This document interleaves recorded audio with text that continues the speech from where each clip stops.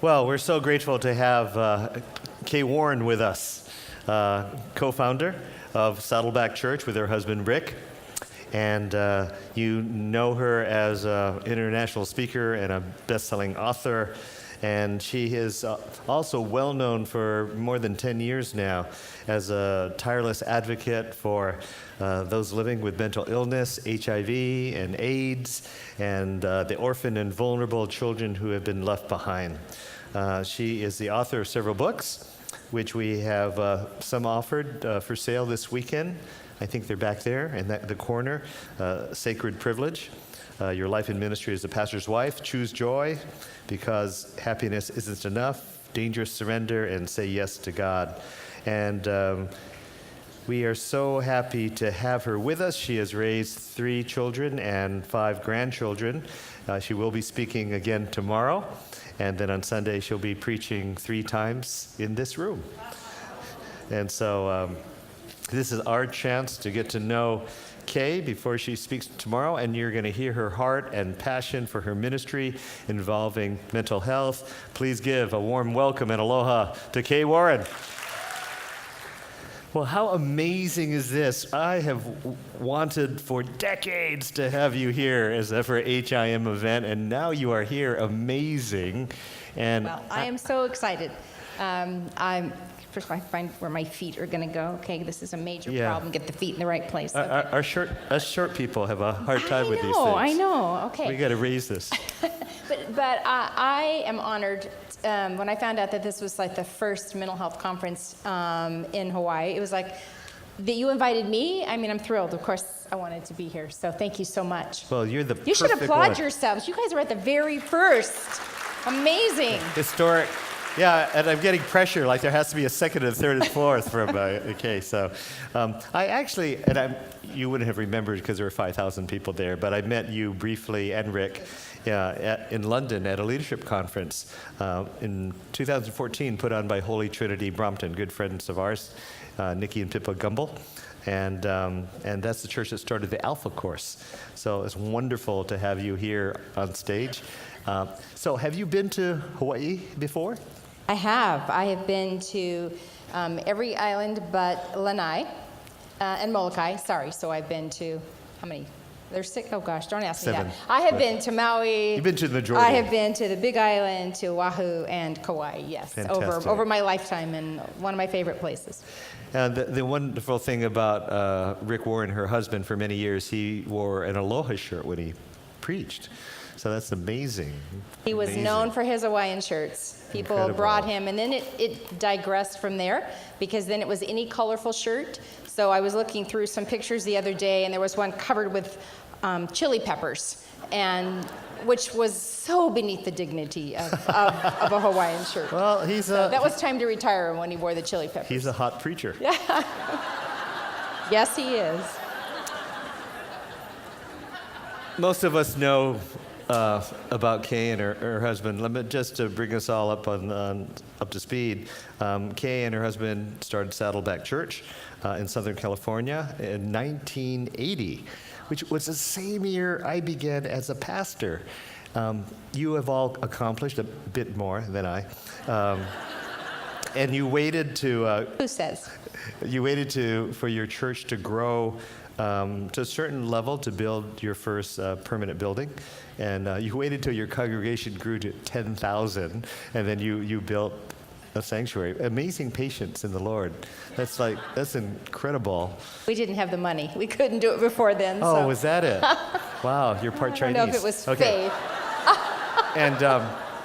And now they have a regular attendance of 22,000 people. So this is like one of their small groups tonight. But this is serious, and I really mean this from the heart. I think for both Pam and me, we have appreciated you and Rick and what you've done at Saddleback, because of you have really built a healthy, genuine, authentic church. And especially when churches get to the mega church level, it can be all about numbers and not about people, but you have always been about people. And you have always had a heart for the entire body of Christ and not siloed off and let's just work on our branding as Saddleback. You've always wanted all the ships in the ocean to rise. And so I really mean that from the heart. I've been so touched by what you all have done at Saddleback. And then Rick wrote Purpose Driven Church in '95, and then he wrote in 2002 Purpose Driven Life, which I'm sure you had a lot of input. And I don't... No, I can't take any credit for Purpose Driven Life. I cannot. That was him and God sitting in a study for 12 hours a day for about 6 months. I take no credit. Yeah, I can't take any credit for that. But I don't know what the latest figure, but at one time there were 30 million copies sold, and that's incredible. And it's like, depending on what survey you look, it was like number 36 ranked of all time, or another one it was 15, and like the number one would be like, and this is not including the Bible, but it would be like Tale of Two Cities with Charles Dickens, or J.R.R. Tolkien, The Hobbit, or Lord of the Rings. And so you're like up there with these classic people. And 30 million books. My book sold like 5,000, and mine too. and maybe yours sold one or two more than mine. Probably, well, I don't know. But I bought 4,999 of them. Well, my mother bought mine, so. It was called How to Pick a Spouse. Pam bought the last copy to make sure she made the right choice. Did I get one in my gift bag? I just we shucks, could put I need one in my gift bag. We should put it. And this is not a joke, but it is a joke. Amazon and Barnes & Noble are now selling my book for 99 cents. Just for this month. They feel so sorry for me. They try to make me a bestseller. So, but then, seriously, you turned your eyes towards the poor in a very significant way, and you all started the Peace Plan. And I think you really focused, at least initially, on the country of Rwanda, didn't you? Yeah, the country of Rwanda.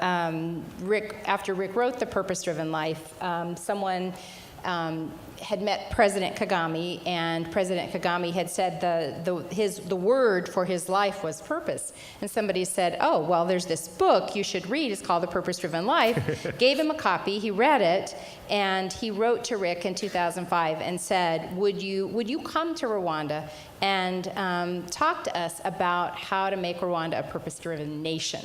Wow. So it was with the invitation of the president that we came and worked with the churches and the government and the three legs of the stool, we call it. And so we've just felt honored to get to know the Rwandan people. That's amazing. Now, it's been a wonderful ride, has it not? And God has used you, your church, Rick, in a mighty, mighty way.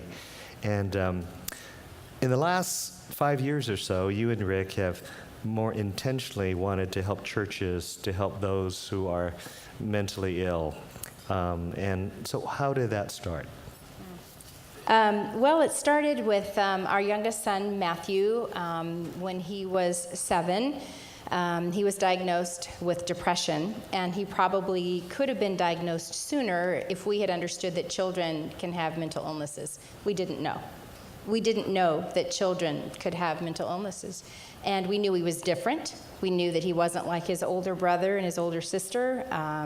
He just had a negative mood from almost the beginning, very sensitive to touch and sight and smell. And when we play Candyland, the little kid Candyland game, we had to stop playing it because if he lost, and believe me, I was really easy. I'm not one of those parents that was like, no, you got to earn it, kid. I really did try to let him win as a 2-year-old, but if he lost or whatever, he would throw the game board and be angry for hours over Candyland. And he was different, and he had a negative mood and cried a lot. And so he was 7, he started telling me that he was sad. And we had just moved from one part of the valley where we lived to another part of the valley, and I thought he was sad because we had moved. That made sense to me. But then it didn't go away. He just kept talking about being sad, and I would try to ask him what he was sad about, and he couldn't identify really anything. And I'd say, "Did you have an argument with your friends at school?" "No." Just any question I would ask, he couldn't come up with any reason. And I asked his teachers, and sure enough, his schoolwork was dropping off. He wasn't interested in playing. He wasn't interested in video games. And when he lost interest in video games, that was kind of a clue, because like other little boys, he loved it. And so I remember asking our children's pastor at church, can children get depressed? And she said, yes. And from there, we had him evaluated, and our precious little boy had pretty serious depression. And from there, it just happened. It felt like every few months there was some other diagnosis that was added. He began to develop panic disorders and ADHD, and he was diagnosed with early onset bipolar disorder when he was 11, and he had his first suicidal thoughts when he was 12. I'll never forget the Mother's Day that when he was 12 that I came. It'd been a hard day, and I went to tuck him in at night, and it was dark, and I was just kind of, saying goodnight, tucking him in, and in the darkness, as we just sat there together for a moment, and he asked me if I would kill him and put him out of his misery. And that was devastating to me as a mom. The level of suffering that he was experiencing, I just didn't quite know what to do with that. And then as he got older, it moved to major depressive disorder and borderline personality disorder and OCD and body dysmorphia. I mean, he just suffered. He was under such torture all the time and chronic suicidal thoughts. And then when he was 18 and he stopped taking medication because at 18, I couldn't force him any longer, and he was an adult in the eyes of the law. And so from there, it was just he was on, he was off, he was on, he was off. Suicide attempts began happening, hospitalizations, and we lived for the last 5 years of Matthew's life never knowing if that day would be his last day. How hard. And he hit, we say he hit that intractable wall of mental illness, serious mental illness, on April 5th, 2013, and he died by suicide. And it was undoubtedly the worst day of our lives, but we knew immediately that God was asking us to take our story and Matthew's story and somehow use it for healing in our lives and in the lives of many other people. And so we began to really expand the mental health ministry at Saddleback Church, and I do it every day in honor of my Matthew. When we heard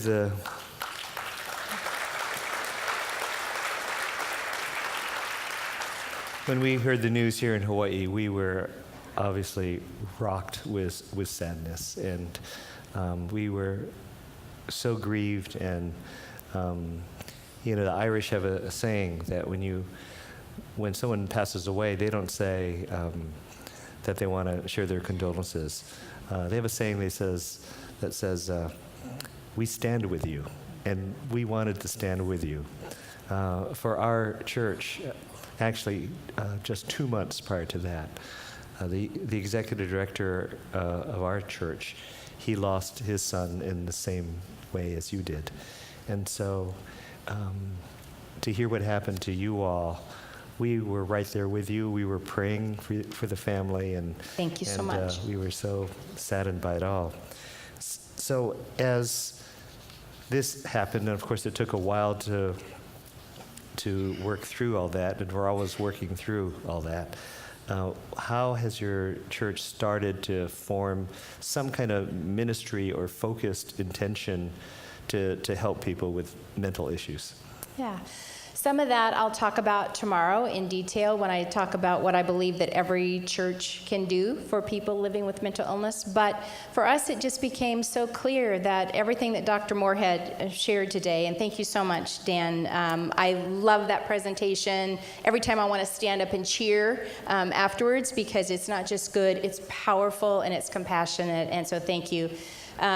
But we became aware of so much that we didn't know. When in the years that Matthew was so sick, our focus was not on everybody else, their mental illness, or how we could help them. Our focus was surviving. How can we help our son survive one more day? And it was, as he was a young adult, it was his story, and we had to be careful what we said. We couldn't just share with everybody, because partly because Rick is a well-known public figure. We just knew that Matthew didn't need any media attention on him. And so we kept it, our close friends, our family, church knew, but we didn't just make a really big deal. So we had focused on his personal care. And after he died, all of those constraints were gone. It's like, whatever. I mean, his death was a scrolling CNN headline, so there was no privacy. There was no keeping anything hidden or keeping anything secret. It's out there, so what are we going to do about it? Every single church, one of the things I've noticed is sometimes churches will think, well, to talk about mental illness or kind of take that on, we're not a very big church, and we can't really get to that, or we've got to get all these other programs in place, and then we'll maybe think about mental illness. They see it kind of as a boutique ministry item to add to what the church does. And I just feel like that is a misunderstanding. If you heard what Dr. Dan said, mental illness is common, and every single church, from the day you open your doors, you are dealing with mental illness. We might call it pastoral care, we might call it taking care of people, but you're dealing with human beings, and human beings get ill, and they get mental illnesses. And what we wanted to do is to help churches do better what they're already doing. Every church, every ministry is already interacting, because it's either me or it's you. I mean, it's either me or it's somebody I love has a mental illness. So we're already doing it. We just wanted to help people do it better, to be more educated, to be more informed, to be more equipped. And so we've kind of taken that on at Saddleback and see that as one of our missions, is to help the faith community become educated and aware and become places of compassion and acceptance, and a place where everybody feels welcomed and wanted. You had mentioned once that you once wrote about this, a Facebook message. It was at night, and it clearly indicated to you that so many others were grieving and hurting in different ways. And so how did that discovery come about, and what were some of the things people were saying as they were responding to your Facebook? Well, I wrote a Facebook post fairly soon after Matthew died. I was not one of those people that used Facebook very often beforehand. I had nothing against it. I just never really used it. But I found after Matthew died that I had all these thoughts. I had all these feelings. I had all these reactions, and I wanted to express them. And I was aware, even really soon after he died, of all the people that started flooding us with calls and letters and emails and texts and Facebook messages telling us that we weren't alone. And not only were they weren't just trying to be comforting, they were saying, we are with you because we are in this same boat. I've either lost someone, or I'm living with the reality that my child or my husband or my wife or I are living with suicidal thoughts, and we don't know what to do, or we live with serious mental illness. And so people were telling us how common this experience was. And so I wanted to say what I was feeling back out into that group, that space. And so I posted a post one night, probably about 6 weeks or so after Matthew died. I was up, I couldn't sleep, I was full of anxiety, I was grieving, I was hurting, and it just hit me. I'll bet you I'm not the only one who's up tonight with grief, with anxiety, with depression, with worry, with fear. And so I posted that and just kind of invited people to tell me their story. And I got like 3 million, people who, 10,000 specific responses and 3 million shares. And so what that said to me was, yes, I am most certainly not the only one who's experienced this. I am not alone being up at night with the things that are worrying me or scaring me or frightening me, or I'm not the only one who's up with grief. And what I've learned from that is, again, how common mental illness is, how common is anxiety, how common depression is, how many of us are living with it on a daily basis and don't often feel like we can go to our church. That was what else I heard. All the people who said, I don't feel like I could go to my church. I don't feel like I could tell anybody there what I'm feeling because somebody would judge me, or somebody would shame me, or somebody would tell me that I just need to pray harder, or memorize a few more verses, or confess a few more sins, or I need to have a demon cast out of me, or it's nonsense and it's not real, and I'm just being a baby, and I'm weak and I'm lazy, and so they said I just keep it to myself. Or we've been asked to leave a church. When I told my Sunday school class that I was feeling depressed, I was asked to leave my church. And there were just all these responses of people sharing their experiences of how they wanted to talk about mental illness at their church and were not allowed to, or were shut down, or even asked to leave. And that lit a fire in me, if you will. Then I'm mad, I'm not just grieving, I'm mad. And it's like, this is not fair, this is not just, this is not right, this is not representing God to the world in the way. Jesus was about suffering. Well, I'll preach all this later, but anyway, the point is, it lit a fire, and I realized that we were not alone, and we had an opportunity to use our grief and our loss and our suffering in a way that might help bring healing to other people who were also feeling those same things. And as I recall, when that wasn't a blog, but your passage that went out, that there were actually the darker side of church life, or not understanding these difficulties. People were saying unkind things too. Like, I mean, well, really, we don't do grief well. We just don't do grief well. And many times people, I tried to give them the benefit of the doubt, that they were trying to be kind, that they were trying to comfort us. Right. But when they said things like, I know exactly how you feel, my dog died last year. Ouch. No, seriously. Ouch. Stand, look me in the face, touch my shoulder, get near me with compassion. Say, my dog died last year. I love my dog too, but I'm telling you, it was nothing like when my son killed himself. There was nothing in my universe that had anything to do with the way I felt when my son died. And then there were the people that told me, at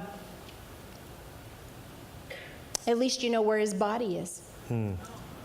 Those were people who had lost someone maybe in war or in an accident. And terrible things do happen to people's bodies in accidents. And so that was real. But that didn't comfort me. No. And it didn't comfort me when people said, well, at least you had him 27 years. No, I wanted him the rest of my life. Right. I wanted my son here the rest. I wanted to die first. Mothers are supposed to go before their children. And then one of my friends, as I began to ask other grieving parents, do people say stupid things to you too? Am I the only one who's getting these stupid things that people are saying? And she said, oh no, she lost a 6-year-old daughter. And she said, people said to her, at least you can have more children. She's like, no, I don't necessarily want, nobody can replace this child. There are other children, but nobody can replace this child. Or when people who've lost a husband or a wife, a spouse, and well, at least you can get married again. I mean, what is it with us that we think we're comforting people when all we are doing is taking the knife that is already in their hearts and we're twisting it? We are just increasing their suffering. And if you have never lost a child, you don't know what that particular grief is like. And so the safest thing you can say to anyone who is experiencing grief, any grief, the safest, kindest thing you can say is, I am so sorry for your loss. Don't tell them you understand, because you don't. Every grief is unique. You may want to, but you don't. Don't say things like, well, God must have wanted them in heaven. And then you want to go, really? Thanks, God. Then you get mad at God. No, no, no. Or when they say, oh, they're an angel in heaven, or God must have known they had some special work to do in heaven. You just want to throw up all over them, because the intent may be good. The worst was when somebody wrote me an email and told me that if we had homeschooled Matthew, and I'm not kidding you, if we had homeschooled him, had never let him play a single video game, if we had never let him watch any TV, and if we had fed him all organic food, and if we had truly lived a purpose-driven life, Oh, that's me. Matthew wouldn't have killed himself. I am not kidding you. I'm not exaggerating in the slightest, and that one. My first response is I wanted to go, seriously, kick him in the teeth. I'm sorry, I did. I was so angry that someone could say such a thing to us. And then I just started laughing, because how do you refute that? I mean, how do you even, who sends that kind of a message to a grieving mother? We don't know how to, and it's so much because we just don't know what to do with grief. We don't know how to grieve well. We don't know how to express it. We don't know how to talk to other people who are grieving. So truly, if you need one sentence in your repertoire that will comfort a grieving person, it is this: I am so sorry for your loss. Bingo. You don't have to have a big theological statement. You don't have to have all these great, pithy little statements. Just simply say, I'm so sorry for your loss, and I'm praying for you. Do you think part of it is that they just want you, and this is wrong, but just they want you back of how they used to know you? Sure, there is an element of that. And for us, as with Rick and I, with the leading in our church, they just wanted us to be back. They wanted us to be the old Rick and Kay, the, jolly, great Rick and Kay. And what we had to just finally say is the old Rick and Kay are gone, and they're never coming back. We are forever changed by the death, the horrific death of our son.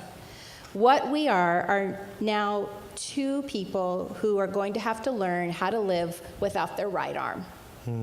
It's as though our right arm was cut off. Can you live without your right arm or your left arm? Sure. You can build a great life if you lose a limb. It takes some time. It takes some relearning. It's not easy, but you can do it. But you never, ever get over the fact that you lost your right arm or your right leg. And so have we and are we learning to rebuild a life and learning how to live again and find joy and to find the goodness of life? Yes. But oh my, we will never stop wishing that Matthew was here, ever, till I see him again. You had a favorite quote by Eric Liddell. Yes. Which kind of leads into, so how does our Christian faith add perspective and strength and encouragement? Do you remember that? Yeah, that quote? Eric Liddell was in the 1924 Munich Olympics, and he ran for Scotland. Right. And Chariots of Fire they made the film, movie if you Chariots saw of that. Fire, da-da-da-da-da. And if you haven't seen the movie, obviously they haven't seen the movie. Yeah. These are You got to see the movie. really You young gotta see the people, movie. right? Or they just Yeah. didn't recognize my version of it.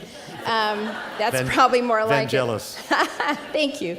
So he was a runner, and I found this quote very soon after Matthew died, and he said that circumstances may appear to, and now my mind is blanking. Do you have it written down there? Somewhere probably in this. Circumstances may appear to wreck our lives. Thank you. Thank you, Joy. Thank you, Joy. But God is not helpless among the ruins. And that quote has been powerful to me, just to realize that, yes, that Matthew's death felt like that our lives were wrecked and our lives were ruined, but that God was still working in the ruins, working out his plan of love. And that is probably one of to me, the sweetest messages of hope that I can share. Because as you sit here tonight, something may have happened, or maybe a lot of some things have happened, and it has felt like your life is in ruins. And I can tell you that that God is not helpless in your ruins. He can rebuild and restore, and he does that. And he's done it for us, and I know he'll do it for you. We'll talk about that more on Sunday. Yeah. And you've talked about how we go through all these stages of grief. And it's not the Kubler-Ross one necessarily, Right. but it's the shock and the sadness and the struggle, and then sanctification and service. And you found that to be true, not only for you, but for others that you've become acquainted with in their grieving. Well, we have this assumption that grief is going to be linear like that. Like if you're familiar with Kubler-Ross's, and it wasn't even about grief, it was about stages of dying, and it's gotten kind of all a little mixed up. But we like to think that grief is orderly and neat, and grief is actually very messy. It's more like an Etch-a-Sketch drawing, with those Etch-a-Sketch, and it's got lines every which way. It's not neat and linear. First you feel this, and then you feel this, and then you feel this. It's more like this swirling vortex of messiness, and you feel this, and you think, okay, I'm done feeling that, and you feel like maybe you're moving into a different season of grief, and then you find yourself back where you just started, and grief is messy, and it is not orderly, and it is not neat and clean. It is the hardest work I've ever done. But in that process, we really have seen how God is using our pain and our suffering and our loss to help other people, kind of as you were mentioning in those, where'd you lose your Perrier? It's here somewhere. I did. Excuse me. Mine or... Quick. There it quick. is. There it is. It's desperate. It's desperate. This is not a Heineken.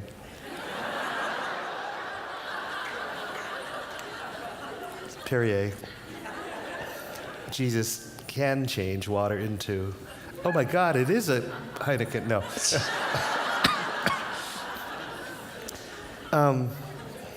I'm sorry, I came over your last line. I don't know. Maybe the next question. Well, you had said, and this is of a positive note, that depressed Christians have a lot to teach us. What did you mean by that? Another swig. I'm not even talking. Yeah, I have the utmost respect for people who live with severe depression, particularly Christians who live with severe depression, because I think all of us have an expectation that, we all know that life has its ups and downs and hills and valleys, and there's going to be times when you lose a job or someone dies or you have a health crisis. I mean, we all know that pain and sorrow are part of life, and there may be periods in which you experience some depression. But what we don't anticipate is that if that depression doesn't end, and it just keeps going, and it just keeps going, and it just keeps going. And when you're a believer in Jesus Christ, that can really test your faith. I've had some beautiful Christians who live with severe depression who have asked me, how does this fit into my faith? This severe depression, not that they think like they're doing anything wrong or that it's ungodly, they just don't know they don't know what to do with some of their questions, that God is allowing them to suffer continually. And so to me, some of the deepest respect I have is for people for whom faith and life never feel good. And yet they keep on going. They keep on trusting. They keep on believing that there's going to be a better day ahead. They keep on believing that God is using even their severe depression. And so I think that people who live with that chronic deep depression and still trust God are some of the greatest heroes of the faith, far from being weak, far from being at the bottom of the totem pole of greatness in the kingdom of God. I actually believe people who trust God in the middle of circumstances, and particularly depression, that doesn't budge, to be godly people, heroes. They're some of the most courageous and enduring people. Yep. In the context and in the midst of their depression. I believe that. So as I asked Dr. Dan, what can churches do? Well, there's a whole message on that tomorrow. Come at 2 o'clock, I think it is, or 1 o'clock, whatever that last session is, and we'll talk about that in great detail. Okay. But let me just say there is something for every church, no matter your size, no matter your demographic, no matter if you're a low-income church or middle-income or mega church. It doesn't really matter because it doesn't take any money to become a compassionate and caring church. caring church for people living with mental illness. So I'll go into real specifics about that Okay. tomorrow. Are you talking about walking tomorrow? Am I talking about walking tomorrow? Crawl, walk, run? Yeah. Yes. Okay. Super. It's as you look back at your church, with all the new ministry strategies and the sensitivity to mental health that have come about in the last, let's say, 5 years, how have you seen your own church change? It's slow. I wish I could say that Saddleback is the church that I want it to be, which is that every single person feels welcomed and wanted, and that there's no stigma around mental illness, and that nobody feels like they have to hide their mental illness. And I wish that I could say that our church was a perfect example of that. We are not. But we're getting there. I mean, just this week, I heard an example of someone who shared about her mental illness with somebody else on the staff, and that staff member was quite, created some shame in this other person. And I was like, wait, this was a staff member, not just a congregant who might not have even gotten as much. And she said yes, and it broke my heart. But all it said to me was, our work isn't finished. We have more to do. There's more that we need to explain. There's more that we need to educate people. There's more information we need to give. There are more attitudes and prejudices that need to be dislodged. But we're getting there. We talk about it openly from the pulpit. Rick talks about suicide. In fact, y'all, this weekend is it's called the Faith, Hope, Life Weekend. It's a national campaign to encourage congregations to just mention the word suicide in a prayer. Simple. Just as you're doing a prayer in the congregation, just to say, God, we pray for those who are struggling with thoughts of suicide, or those who have been affected by suicide. I mean, just to say that out loud, breaking that taboo, comforts those who are struggling with suicidal thoughts, lets them know they can bring their whole selves to church, and it comforts those who may have been affected by the loss of someone to suicide. Tuesday is World Suicide Prevention Day, so it's in advance of that day where we talk about suicide. Simple things like prayer can make such a big difference in letting people know that you can talk about your mental illness at church, and you're not going to be shamed, and you're not going to be put down. Well, we have about 100 churches here that could do this this Sunday. A prayer, so, just a simple prayer. Suggest that to whoever leads prayers in your congregation. And we have a lot of nonprofits here too, Absolutely. and that maybe that could be brought up in a board meeting to begin with, and that would be amazing. Now, I made fun of the palette of resources. I had no that idea we they have sent there. that many. What do you know? Well, it was great. You know, we thought we were getting a couple books, but then. Don't make me take it back home. Yeah, so. All right. Don't make my back hurt having to pack it up. So, do you want to tell us a bit about some of the resources that Saddleback has created? And I think we're providing them, or Yep, we giving have the opportunity to purchase. We have, if you're interested in starting a mental health ministry in your church, we have a toolkit. And because we realize that a lot of people have a heart, but they don't really know what to do next. And so it's in a box, and we provided videos of people who are telling their stories about living with mental illness. Has some sermons that Rick and I have preached. It has an entire weekend for students called Anchored for Students, complete with the games, the visuals, the messages, the handouts. So it's got something that's called the Journey Toward Hope that you can get in that kit, or you can get separately. Journey Toward Hope is a support group that you could start. There's the journal itself, and the discussion guide, which is, the guide is free. And am I right, Joy? Is the guide free? Yes, thank you. This is Joy. You should all know Joy. Joy's I forgot amazing. to introduce you, Joy. Sorry, colleague of. Yes, my colleague. Okay. So there's Journey Toward Hope, which is a support group. There's some of the messages that Rick and I preached when we first came back from, we were out of church for 4 months after Matthew died. I mean, we barely left our house to go to the grocery store, let alone go to church. And when we came back, we preached a message or series called Getting Through What You're Going Through. And so it's anything that it's, 5 or 6 week series. So there's the Journey Toward Hope, there's the Hope Kit, there's some messages, there's some of the books that I've written. Someone asked me which of your books talks about the last 5 years. Or... I have not written since Matthew died.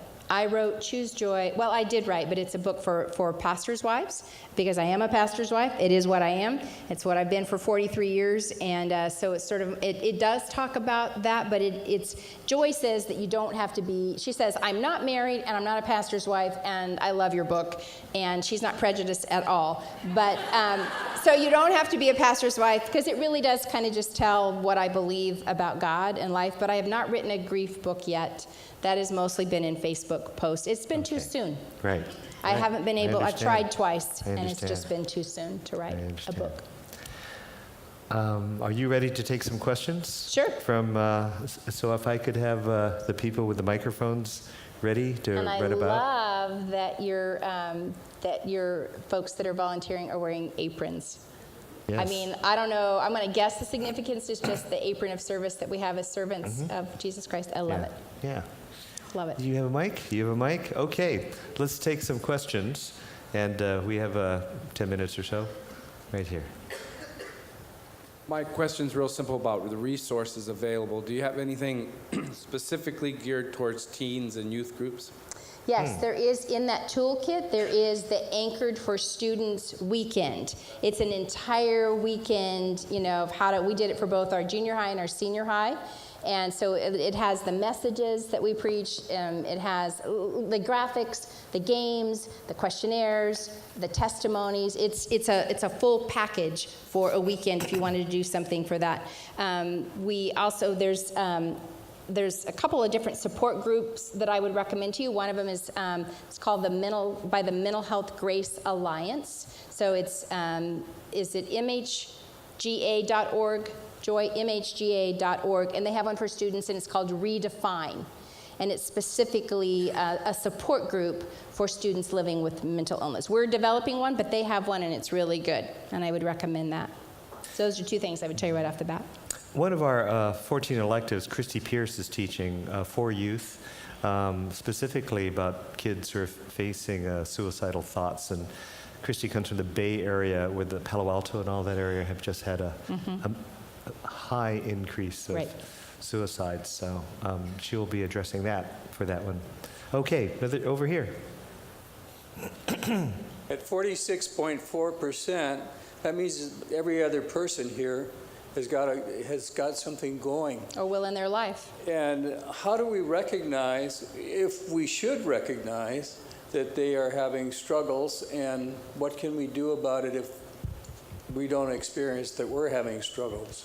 That is a great question, and Dr. Dan might want to weigh in on that too, but I would just say that organizations like NAMI, that was mentioned, and it's one of the supporters, the National Alliance on Mental Illness.org, is an incredible website, and it is full of information on, like, what are the symptoms, what might you question if somebody was having trouble. You could look down, they'll have lists of ways that you can recognize that somebody might be experiencing a mental illness, and then what to do about it. That's one of the best kept secrets in the world is NAMI and their website. But Dr. Dan, would you like? I mean, really, you're the guy here. You answer that one if you'd like. And while you're come into the light, Dan. Seriously. Does he always tell people what to do? Is this every chance I get? Yeah. But I'm just concerned about, but also I should say the president of NAMI Hawaii, I don't know where you are, but you're here and you're giving a talk. I'm surprised I didn't hear a shout when I said that. There she is, Yay, wearing orange. Yay, NAMI is fantastic. I cannot tell you enough about it. Yeah, NAMI's a good thing. Totally agree. I think I'm kind of an individualist. I'm not big on organizations. I think one of the organizations of the last, say, 75 years is NAMI. Wow. Great work. We are all indebted to NAMI, even though we don't all know it. The only thing I would add about symptoms, and I agree with their website, which is really good. I looked at it recently. Is okay. How do we know the difference between I'm stressed out? How do I know when it's an illness? Well, basically, we all have stress. Stress is part of life. We all have really bad days. When it feels like, well, this isn't really me, I can't do the things that I normally do, this isn't the way I normally think, feel, sleep, eat. When this is not me, or it really seems like it's not the other person, then a question comes up. And sometimes we don't know, or it's hard to tell, and that's okay. But I think if we can remember that stress is normal, but mental illness is when we go past that point when it's not feeling and functioning like normal stress anymore. Great, thank you. All right. Oh, over there. Oh. I have a question. On the basis of the church and how we feel spiritually, do you advocate it being having a chronic illness of bipolar or schizophrenia, let's say? Do you advocate taking the drugs that the medical or pharmaceutical or your psychiatrist, or do you advocate taking drugs to get you normal? Thank you. That's a great question, and people always ask that. And again, Dr. Dan, I'd love to have him weigh in on that. As a non-medical professional, I'll give you my opinion and then let him answer that from the professional point of view. I absolutely believe, as he said, that mental illness is a medical condition. And if I am not at all hesitant to take thyroid medication, my thyroid doesn't work right, and I take thyroid medication, I'll take it for the rest of my life. And I don't have any shame or hesitation. I believe that I've gone to the doctor and been evaluated, and this is what has been recommended. So I will take my thyroid medication the rest of my life. So in general principle, I would say if that has been recommended by a professional, then I would be more inclined to do that in the same way that I would for another illness. Does every mental illness require medication? I'm not sure that that's so, but I think that that's something that you and your doctor talk about together. And I know Dr. Dan will agree with this, that we as whole beings, that all of our health, we need to consider all of our health. And that a pill will not cure everything in our lives, but it can also be very helpful in certain situations. Did you want to add Please, anything? I really want your professional opinion Come to there. the center. I feel like I need a You might as well just stay feel like here. I need a top Yeah. hat and a cane here. You can sit here and I'll just stand. Please just stay there. It's fine. Okay, medications. Best thing I learned in training, one of my supervisors said, medications are for symptoms and not problems. Right? We all have problems. It's normal to have problems. Secondly, with a medication, even if it works well, medications do not take away 100% of symptoms of any mental illness. And I could say the same thing medically for other things, with a few exceptions like thyroid. And so I also agree with Kay that not every mental illness has to be treated with a medication. We have really, really good studies for talk therapies and other kinds of treatments for various mental illnesses. And so I think the word is, well, I don't want to take a medicine. Okay, great. So let's go for it. Let's go for therapy. Let's go for however much you can start exercising. Let's go for social support. Let's go for all this other stuff that we need, versus saying, I don't want to take a medicine, therefore I will ignore this and not do anything. As a psychiatrist, when people come into my office, first they've already been through so much that they'll consider almost anything. But the other part of it is, if they don't want to take a medicine, great. Let's do all the other stuff. Just like if you go into your doctor's office and you have high blood pressure and you say, I really want to work hard on diet and exercise, your doctor will get up and kiss you on the cheek if you say that. They love that. So it's not, medicine, medicine, is it good or bad? It's just one tool that we have to treat mental health conditions. Great. Yeah, you want to sit up here? No, seriously. I'll be the middle part of the sandwich. You just come on up here. Oh, golly, you're so tall you can just do that. Could you He's please just sit showing down off. so I can be like, you're still taller than I am.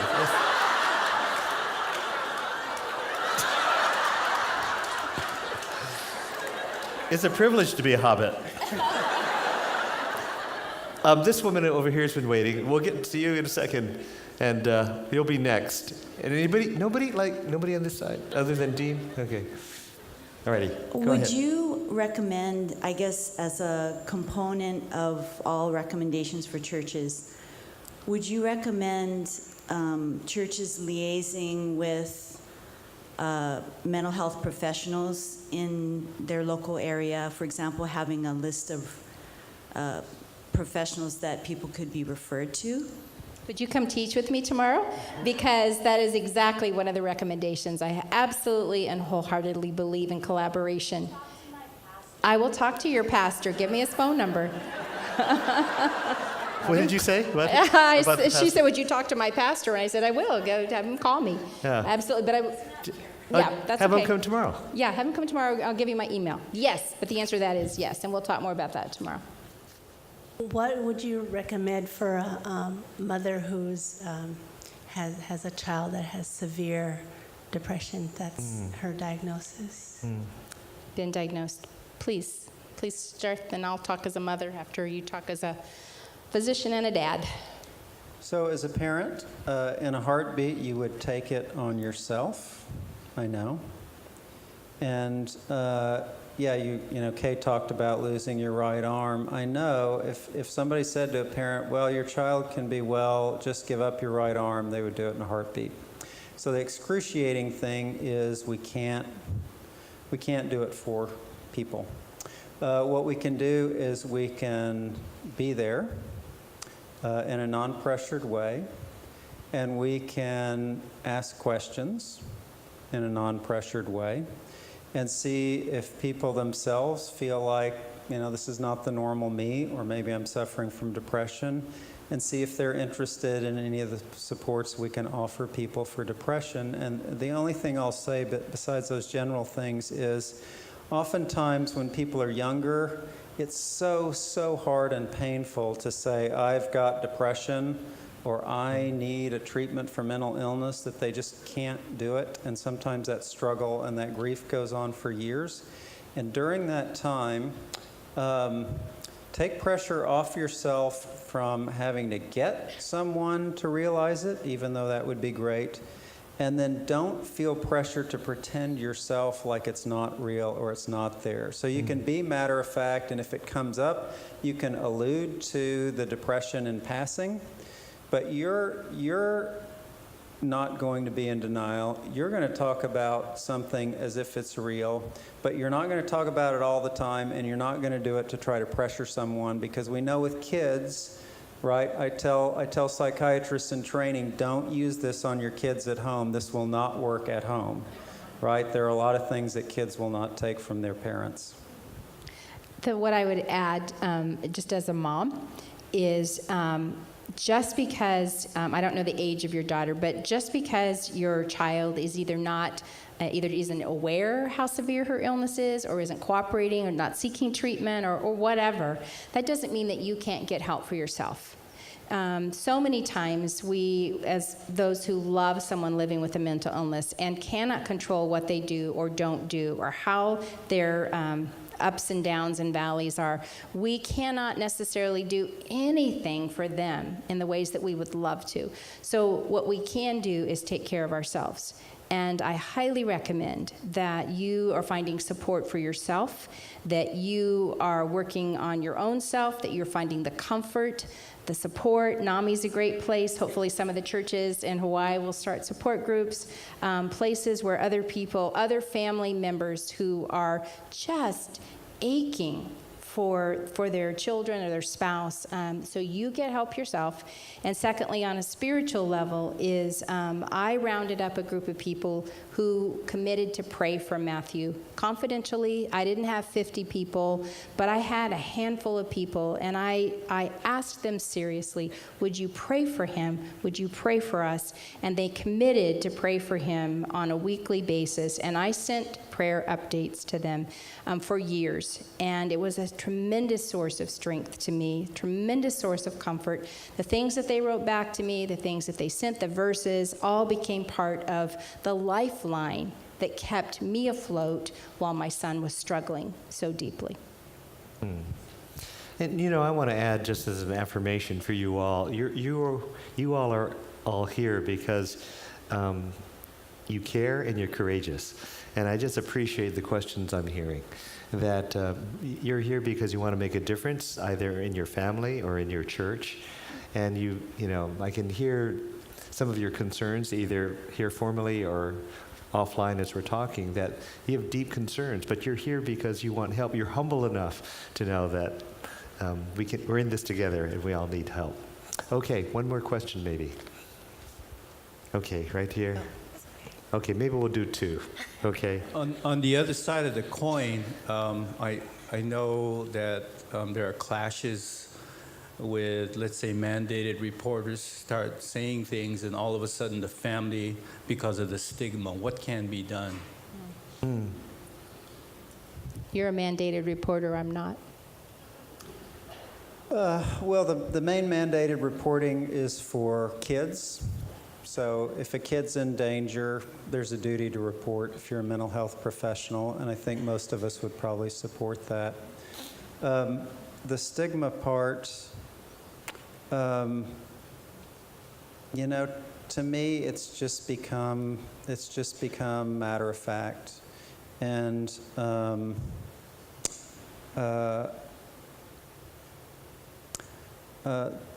it's a part of being human. It's not all of them, it's all of us. And so I think we need to be sensitive to people's feelings and sensitive to people's privacy, and there are different reasons why people do want things to be private. And mandated reporting doesn't mean I go out and tell everybody. It's very, very, very limited. So I think we can do it in a way that's respectful and doesn't have to traumatize people or violate their privacy. I would just add just exactly what Pastor Dan said, is that you all are here, and you are actually the beginning of something changing in the state of Hawaii. What God is doing, and this doesn't feel like a small beginning to me, but in comparison to, could we have thousands of people here? And you'd say, oh, that would be a big beginning. No, what you are here, you are the beginning of things changing in this place. And so it's going to take a long time. This is not a quick fix. Getting rid of stigma, making mental illness an easy topic to talk about. It's common. We talk about it the way we talk about our ingrown toenail. That's going to take a while to get there, but that's where we're headed. And the fact that you all are here are evidence that tide is beginning to roll. That is beginning to happen. The train has left the station. Amen. Okay, last question over there. Dan, I'm glad you sat down. This is an unanswerable question. People tell me that all the time. My father is bipolar, and we're in the midst of his most severe manic episode. It's caused quite a lot of collateral damage and trauma. And how do you treat, when he's manic, he thinks he's fantastic and we're all crazy. His psychiatrist has told him to go back on the medications. He's asked for a second opinion, so he wants to find some other psychiatrist who's going to agree that he's normal. I'm tired of his illness being the excuse for the pain. I'm sorry for those of you suffering with that illness. I'm on the other side of it right now. What advice would you give to loved ones who are suffering alongside of their loved one who is refusing help and being so horrible, vile, nasty? You've heard it, I'm sure. Yes. So, thank you and bless you for being so open, and everybody who shared openly. A doctor can talk about this stuff till they're blue in the face, and people will not listen and be affected the way they are by sharing like this and by what Kay has done in a very public way. So that's huge in itself. Number two, it was a surprise to me, being trained as a psychiatrist, that even in the psychiatric hospital, there's no excuse for abuse. Mental, physical, sexual, emotional abuse. Sorry, we just don't go along with that under any circumstances. And the hospital's a controlled environment where the nurses and doctors can say, okay, you got to calm down, and then either, we give you a medicine whether you want it or not, or you get to be in a room for a while till you calm down. And we can't always do that, and the rest of life is not a controlled environment. So what do we do? And to me, it reminds me of, sitting with people in these situations. It reminds me of a boat is sinking.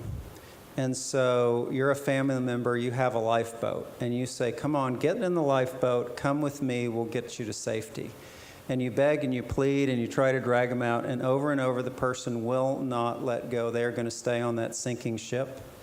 And we try and we try and we try, and at some point that no one else anywhere can judge, no one outside of you, no doctor, minister, no one can judge the decisions you have to make about family, because no one loves them like you do. But at a certain point, you may say, well, I'm going to drown too. I've got to get out. Please come with me, but I'm getting out now. And that's just what you have to do. A book, I'm all about books, but there's a good book that you might or might not have read. It's called I'm Not Sick, I Don't Need Help by Amador. Amador is and it is a really helpful book for exactly the situation that you're talking about. He has a website, he's got videos, I think you'll find some comfort, some encouragement, and some strategies, and everything that Dr. Dan said. And I'll just keep saying this, you have to get help for yourself that help you cope, because you may or may not be able to do anything for your dad. But you can find yourself strong in the situation by getting the help that you need and the support that you need. And I really do recommend that book. It's really good. And I'm so sorry. I'm so sorry that your family is dealing with that. Well, again, I just want to affirm you all. Thank you for your vulnerability and your desire to get some answers and help and hopefully some form of equipping. And so bless you all.